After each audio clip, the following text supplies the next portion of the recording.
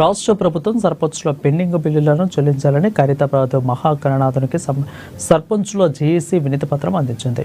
సర్పంచుల సంఘం జేఏసీ రాష్ట్ర అధ్యక్షులు సుర్వి యాదయ్య గౌడ్ ఆధ్వర్యంలో ఖైరతాబాద్ బడా గణేశుని వద్ద ప్రత్యేక పూజలు నిర్వహించి అనంతరం తమ సమస్యలతో కూడిన వినతి పత్రాన్ని అందజేసి వినూత్న రీతిలో నిరసన చేపట్టారు.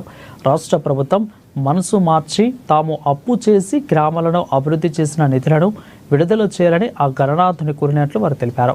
గత 2 ఏళ్లుగా ప్రజాప్రతినిధుల చుట్టూ తిరుగుతున్నా తమ గూడు ఎవరు కూడా పట్టించుకోకపోవడంతో ఖైరతాబాద్ గణేష్ను వద్దకు వచ్చినట్లు వారు చెప్పారు.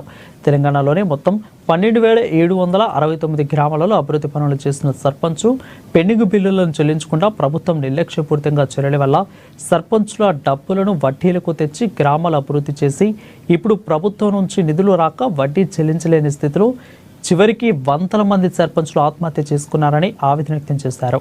ఇక పెండింగ్ బిల్లులు చెల్లించిన తర్వాతే పంచాయతీ ఎన్నికలు పెట్టాలని, లేని పక్షంలో ఎన్నికలను అడ్డుకుంటామని హెచ్చరించారు.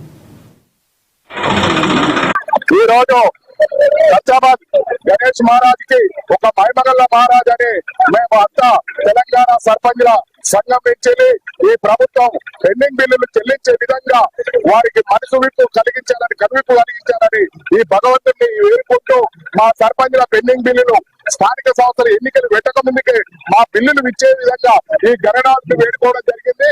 మేము గణనాథునికి మొక్కులు చెల్లిస్తూ మా పెండింగ్ బిల్లులు చెల్లిస్తే మళ్ళీ వచ్చి ఈ గణేష్ పండుగ మహారాజు వరకు మేము ఈ మళ్ళీ దైవ దర్శనానికి వచ్చేసి మేము గణేశుని ఆశీర్వాదం తీసుకుంటాం.